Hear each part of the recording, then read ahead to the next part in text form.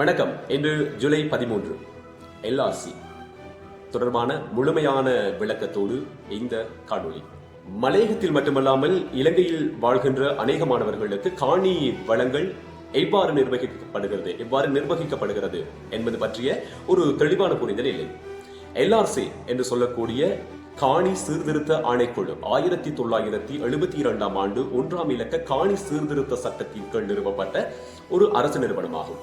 இந்த நிறுவனம் பத்திரமுலையில் அமைந்திருக்கிறது. 1972 மற்றும் 1975 ஆண்டுகளில் கொண்டு வரப்பட்ட காணி சீர்திருத்த சட்டங்களின்படி ஒரு தனி நபரோ அல்லது நிறுவனமோ குறிப்பிட்ட அளவுக்கு மேல் விவசாய காணிகளை சொந்தமாக வைத்திருக்க முடியாது என்ற சட்டம் கொண்டு வரப்பட்டது.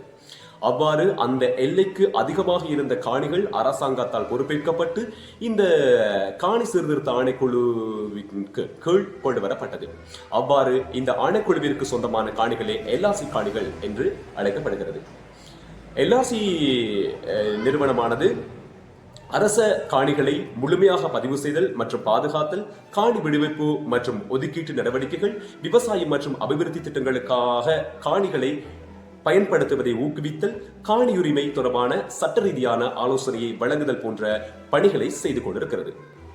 எல்ஆர்சி நிறுவனத்தினுடைய காணிகள் பொதுமக்களுக்கு குத்தகை அடிப்படையில் விவசாயம் அல்லது குடியிருப்புக்காக வழங்கப்பட்டிருக்கும். சிலருக்கு இந்த எல்ஆர்சி நிறுவனம் முறையான அனுமதி பத்திரங்கள் வழங்கியிருக்கும். அரசாங்கத்தின் கொள்கைகளுக்கு அமைவாக தகுதியான நபர்களுக்கு இந்த காணிகளுக்கான உரிமை பத்திரங்களை வழங்கும் திட்டங்களும் அவ்வப்போது நடைமுறைப்படுத்தப்பட்டிருக்கிறது. நீங்கள் ஒரு எல்ஆர்சி காணியை வாங்கவோ அல்லது விற்கவோ அல்லது அதில் ஏதேனும் நிரந்தர கட்டுமானங்களை செய்யவோ நினைத்தால் எல்ஆர்சி நிறுவனத்தினுடைய முழுமையான அனுமதி மற்றும் ஒப்புதல் மிக அவசியமான ஒன்றாக இருக்கிறது. சாதாரண தனியார் காணிகளை போல இதனை நேரடியாக நீங்கள் அத்தாட்சிப்படுத்த முடியாது. எல்ஆர்சி சம்பந்தப்பட்ட ஏதாவது சந்தேகங்கள் இருந்தால் கமெண்ட் பாக்ஸ்ல சொல்லிடுங்க.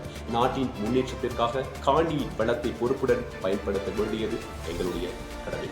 நன்றி. சந்திப்போம் இன்னும் ஒரு காணொளியில்.